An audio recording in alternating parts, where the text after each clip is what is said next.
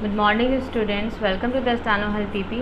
तो शुरू करते हैं आज की dictation number 13 and 14, speed 100 word per minute.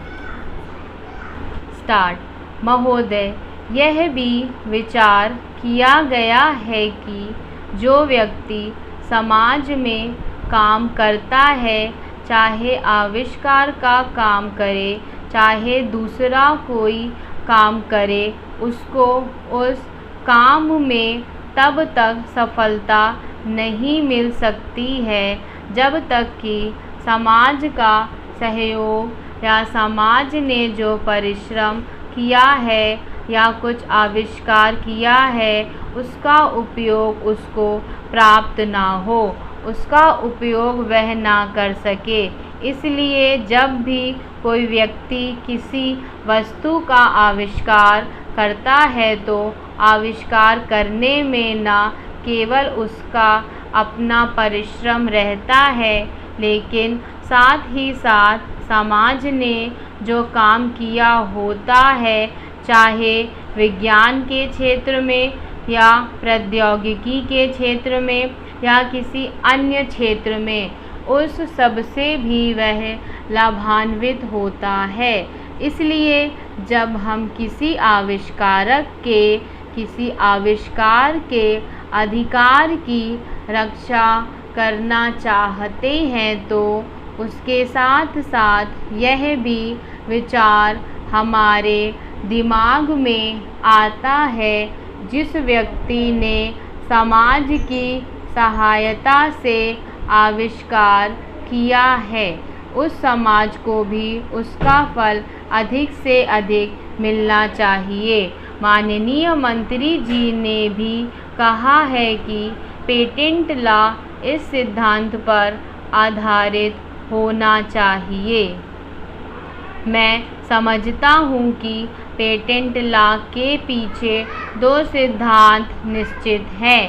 पहला सिद्धांत तो यह है कि जो व्यक्ति परिश्रम करके धन लगाकर अपना दिमाग लगाकर के किसी वस्तु का आविष्कार करता है, उसके तथा अपने परिवार के लोगों के अधिकारों की जहाँ रक्षा होनी चाहिए, उसके साथ ही साथ जैसा मैंने अभी कहा है, कोई व्यक्ति समाज में व्यर्थ में काम नहीं करता है, वरन पिछले समाज के लोगों ने जो जो काम किए होते हैं, चाहे विज्ञान के क्षेत्र में या प्रौद्योगिकी के क्षेत्र में या किसी अन्य क्षेत्र में, और जिनके आधार पर वह कोई आविष्कार करता है, उसको उसका प्रतिफल तो मिले, लेकिन जो परिणाम हो उसका प्रतिफल समाज को भी मिलना चाहिए। मंत्री महोदय ने कहा है कि जो यह सिद्धांत है वह भी इस विधेयक के पीछे स्थापित किया गया है और इस बात का ध्यान रखा गया है कि जहां हम किसी व्यक्ति के आविष्कार के जो अधिकार हैं, चाहे धन के उपार्जन का अधिकार हो या प्रतिष्ठा प्राप्त करने का अधिकार हो, उसे प्रतिष्ठा का और चाहे धन का, दोनों का लाभ व्यक्ति विशेष को भी मिले। महोदय, देश में जो उद्योग धंधा चल रहा है या देश की उन्नति करने का, देश में समृद्धि लाने का जो वैज्ञानिक या प्रौद्योगिकी आविष्कार हो रहा है, उसमें भी उसका उपयोग पूरा हो। यदि ऐसा हो तभी मैं समझता हूँ कि हमारी पेटेंट प्रणाली सफल सिद्ध हो सकती है। यह प्रश्न उठ सकता है कि किस सीमा तक व्यक्ति के अधिकार की रक्षा की जाए और किस सीमा तक उसके अधिकार का हनन किया जाए, ताकि समाज का अधिक से अधिक लाभ हो, समाज उसका अधिक से अधिक उपयोग कर सके। एक दृष्टिकोण जो इसके पीछे है। हमें इस बात का अभिमान है कि हम 101 करोड़ हैं। हमारी कई जातियाँ, कई धर्म, कई भाषाएं और कई प्रकार के रीति रिवाज हैं। इस विविधता से हमें लाभ उठाना चाहिए, किंतु आज भेदभाव का भूत हमारे सिर पर चढ़ रहा है। भारत को स्वतंत्रता मिली है, इसका अर्थ यह होना चाहिए कि गरीबों की सेवा के लिए आज तक हमें जो सुविधाएं उपलब्ध नहीं थी वे मिली है।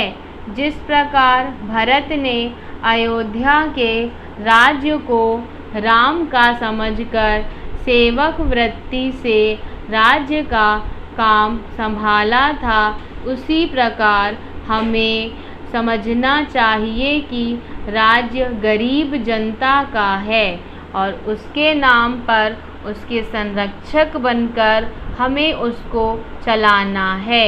अब गरीब को ऐसा अनुभव होना चाहिए कि हर एक उसकी सेवा में लग रहा है।